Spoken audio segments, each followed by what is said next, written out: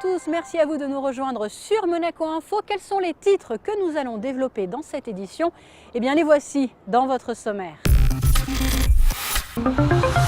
Il sera question du voyage d'études en principauté du député européen Juan Fernando López Aguilar, l'exposition de Jean-Pierre de Bernardi à la Galerie des Pêcheurs, la conférence de presse avant le match Monaco-Rennes pour le compte des quarts de finale de la Coupe de la Ligue et le Focus Info de ce mardi sera consacré au Trophée du Rocher. Il sera donc question de danse sportive. Ouvrons donc cette édition avec la visite en principauté de Juan Fernando López Aguilar. Le député européen est en principauté à l'occasion des négociations qui sont justement réalisées entre Monaco et l'Union européenne. Les détails dans ce reportage signé Émilie Rousseau. C'est un nouveau temps fort dans les négociations entre Monaco et l'Union européenne. En début de semaine, le gouvernement princier a accueilli le député européen Juan Fernando López Aguilar. L'Espagnol, ancien ministre de la Justice, a été désigné rapporteur pour l'accord d'association entre la principauté et l'UE par la Commission des Affaires étrangères du Parlement européen. C'est une visite très importante dans la mesure où l'Union européenne est composée de trois parties. Il y a le Conseil européen, c'est les États membres, il y a la Commission européenne avec laquelle nous négocions, il y a le Parlement européen qui sera amené à valider ou pas l'éventuel accord d'association qu'on passera. Donc il est très important pour nous de parler également avec les représentants du Parlement européen. Alors quel bilan on peut tirer de cette visite du député ? Alors, je pense que c'est un bilan positif parce que le député a pu se rendre compte de la réalité de Monaco. Vous vous souvenez qu'on avait fait venir aussi les représentants diplomates des États membres il y a quelques mois et qui avaient pu aussi, sur le terrain, apprécier vraiment comment fonctionnait Monaco, quelles étaient ses ressources, quelles étaient ses spécificités. Et c'est ce volet-là qui est essentiel pour pouvoir avancer dans la négociation. C'était justement l'objectif de ce voyage d'études, faire connaître à Juan Fernando López Aguilar la principauté, ses particularités et ses spécificités. Le député européen a ainsi pu prendre connaissance des réalités auxquelles sont confrontés les Monégasques, les résidents et les entreprises de Monaco. C'était une expérience extrêmement utile parce que chaque entretien, chaque pièce d'entretien est très significative pour mieux comprendre la singularité de Monaco et les avantages relatifs dans ces processus de négociation. Il s'agit d'un petit territoire avec une extrême concentration de population, mais c'est aussi vrai que la population des Monégasques, c'est une minorité dans la population totale des principautés, et c'est aussi vrai qu'il y a une circulation massive de travailleurs qui vont tous les jours pour y travailler ici, mais de retour en France ou même en Italie. Alors je crois qu'il faut faire le mieux de ces avantages relatifs pour surmonter les potentiels inconvénients de l'accord d'association, mais surtout pour persuader tous les acteurs politiques. D'ici quelques semaines, le député européen remettra son rapport intermédiaire qui contiendra des recommandations concernant la direction des négociations. Ce rapport devrait être ensuite adopté par le Parlement européen en session plénière dans le courant du mois de mars 2019. Du ministère d'État à la Galerie des Pêcheurs où une toute nouvelle exposition est proposée, exposition du photographe Jean-Pierre de Bernardi, une exposition qui a vu le jour grâce à la direction des affaires culturelles et à la direction de l'environnement. Vous allez pouvoir le constater dans ce reportage de Christine Datomel, à l'honneur, la montagne. Quand l'amour des sommets prend vie à travers des clichés empreints de liberté et de lumière. Une trentaine de photographies accueillent les passants dans la Galerie des Pêcheurs durant tout le mois de janvier. Isola, le col de la Lombarde, Breuil, la Madone de Fenestre ou encore le sanctuaire de Santa Anna di Vanadio en Italie. Des splendeurs naturelles qui ont été à jamais immortalisées sur la pellicule par le photographe lors de ses balades avec son épouse durant l'année 2018 dans les montagnes des Alpes-Maritimes.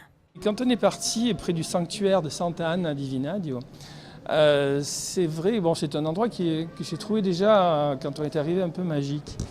C'est un endroit qui est plein de spiritualité, puisque c'est un sanctuaire.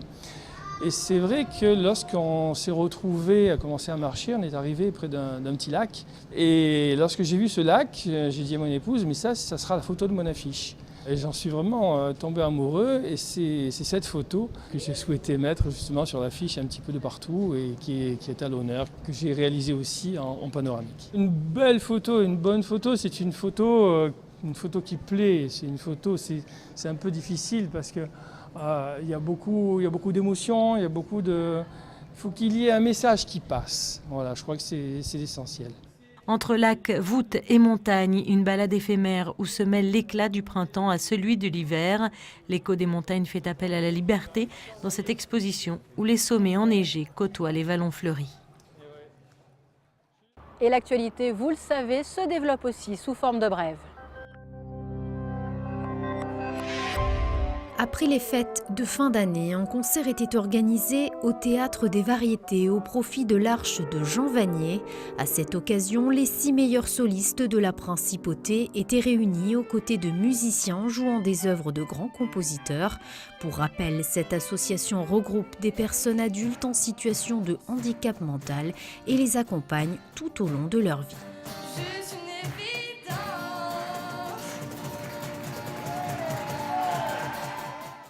Football à présent, alors qu'ils viennent de se qualifier pour les 16e de finale de la Coupe de France, les hommes de Thierry Henry affronteront les hommes de Rennes ce mercredi pour le compte cette fois-ci des quarts de finale de la Coupe de la Ligue.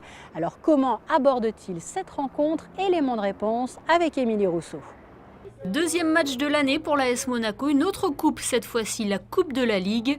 Les hommes de Thierry Henry accueillent Rennes au Stade Louis II. Rennes, 8e du championnat de Ligue 1, qui a changé d'entraîneur en cours de saison comme le club de la Principauté. À sa tête, un certain Julien Stéphan, un temps pressenti pour être l'adjoint de Thierry Henry. Rennes, une équipe en forme et dont il faudra se méfier. Un match qui va être très difficile, vous savez très bien à l'heure actuelle que Rennes est vraiment bien. Les joueurs, ils ont des joueurs qui peuvent créer le déséquilibre, ils ont de la vitesse, ils peuvent se projeter vers l'avant assez vite en contre, comme vous l'avez pu le voir à Lyon. Donc voilà, Sarr, Ben Arfa pour citer que c'est vrai que quand vous avez des joueurs comme ça, c'est intéressant. Nous, il va falloir qu'on fasse attention à ça. Je ne sais pas qui va jouer, mais c'est vrai qu'en ce moment, ils sont vraiment bien. Pas question de faire l'impasse sur cette compétition synonyme de Ligue Europa en cas de victoire. L'AS Monaco n'est qu'à 2 matchs de la finale. On joue toutes les compétitions pour les gagner, donc oui, effectivement, on va tout faire pour essayer de gagner cette Coupe de la Ligue. Et on va mettre tous les ingrédients pour. L'unique victoire de l'AS Monaco cette saison à domicile remonte au 19 décembre dernier. C'était justement en Coupe de la Ligue face à Lorient. Pour ce match, Thierry Henry va faire évoluer son équipe crescendo tout en préservant les blessés de retour. Car en fin de semaine, les Rouges et Blancs ont un autre rendez-vous important, un déplacement à Marseille en championnat. Il y a quelques jours que ça faisait vraiment un petit moment qu'ils n'avaient pas joué, donc voir comment eux ils ont évolué, ceux qui sont restés ils ont fait un travail, donc voir comment ça répond aujourd'hui et bien sûr l'équipe ne sera pas la même contre Rennes. Essayez de monter, comme je disais tout à l'heure à votre collègue, et d'arriver bien sur le match de Marseille, et encore une fois en répétant toujours la même chose, mais en essayant de ne pas perdre les joueurs en chemin. AS Monaco, Stade Rennais, en quart de finale de la Coupe de la Ligue, c'est mercredi à 18h45 au Stade Louis II.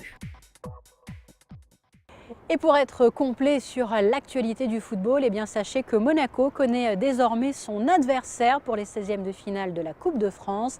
Il s'agit du FC Metz. La rencontre aura lieu le 22 ou le 23 janvier prochain. Samba, salsa ou encore rock'n'roll et paso doble, et ce sont des danses que vous connaissez très certainement. Elles se réalisent à deux. Saviez-vous qu'il s'agit de danses sportives également? C'est tout l'objet du Focus Info de Dominique Poulain qui s'est penché cette fois-ci sur le Trophée du Rocher.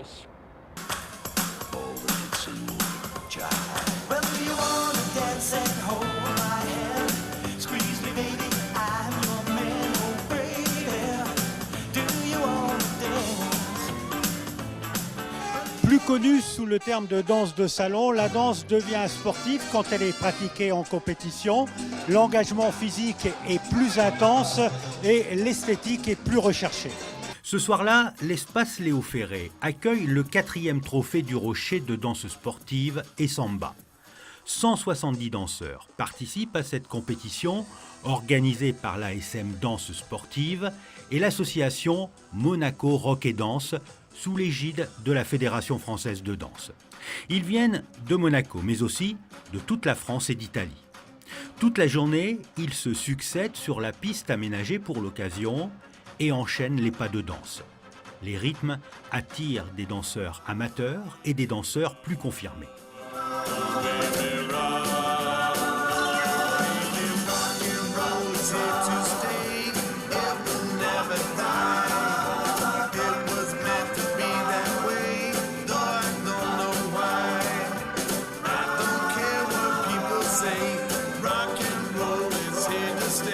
La danse se porte bien, puisque la Fédération française grandit d'année en année. Aujourd'hui, on compte à près de 83 000 licenciés. C'est la 34e fédération française. Et c'est vrai qu'on a des perspectives d'évolution très très importantes. Les gens dansent de plus en plus. La danse mélange l'art, mélange le sport. C'est très bon également pour la santé. Donc je pense qu'on a de belles perspectives dans l'avenir. Dans la danse classique, artistique, jazz, contemporain, il y a beaucoup plus de jeunes. Mais c'est vrai qu'en danse de couple, il y a encore cette connotation un petit peu vieillotte, si je puis dire, mais qui est en train de changer. C'est vrai qu'on a de plus en plus de jeunes qui vont vers la danse de couple. Ces danses ont un point commun. Elles se dansent à deux. C'est d'ailleurs l'un des rares sports mixtes. Un sport qui possède deux grandes disciplines, les danses standards et les danses latines. Chaque danse a sa spécificité. C'est vraiment un mélange de tout. Il faut être très dynamique, souriant, expressif. Il faut donc être à la fois technique et artistique. L'erreur ne pardonne pas. Je dirais qu'il faut être en pleine forme. Il faut avoir à la fois le physique et aussi le mental, la connexion avec son partenaire. Voilà, tout ça c'est très important pour pouvoir réussir une belle danse. Parmi les danses latines, la samba, originaire du Brésil. Le cha-cha-cha, danse cubaine très énergique. La rumba, danse cubaine plus lente. Le paso doble, provenant d'Espagne et qui évoque la tauromachie. Et le jive, qui s'apparente au rock et qui est un dérivé du boogie-woogie. Parmi les danses standards, la valse anglaise, la valse viennoise, plus rapide, le tango, le slow fox et le quick step. Chaque couple enchaîne pendant 1 minute 30 chacune des danses. L'objectif, bien sûr, est de marquer le plus de points possible. Oh, ça va, c'était bien, on s'est bien débrouillé. On a réussi nos actions, c'est bien. Depuis quand vous dansez tous les deux? Nous, ça fait 4 mois qu'on danse ensemble. Combien de temps tu m'as dit? Ça fait 4 mois. 4 mois seulement? 4 mois, Et c'est quoi le plus difficile, Alicia? Le plus difficile en standard, c'est la valse viennoise. Il y a beaucoup d'entraînement, il faut répéter jusqu'à ce que ça rentre, pour que ça devienne des automatismes et que ça devienne facile pour les épaules, garder la position. Et c'est très dur.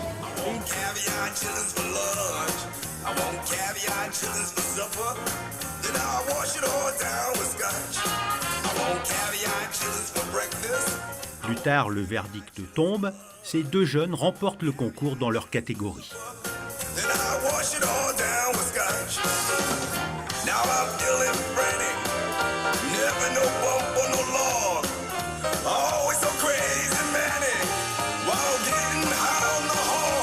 Au fil de la soirée, la tension monte. Les danseurs donnent tout ce qu'ils ont sous la semelle.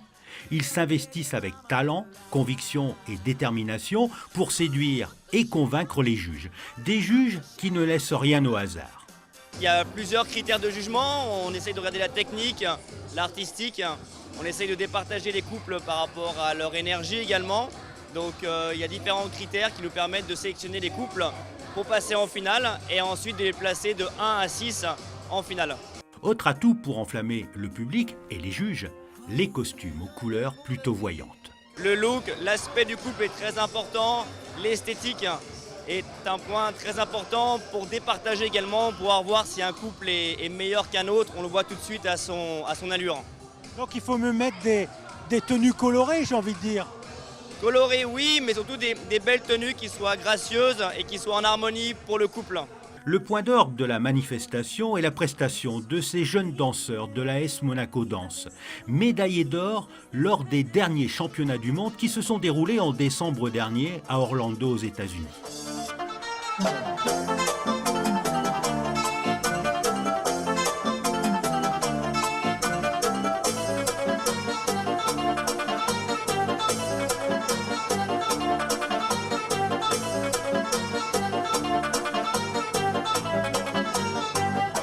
n'y croyait pas parce que c'est dur d'arriver à ce résultat, mais après c'est fait, tout simplement, avec le travail.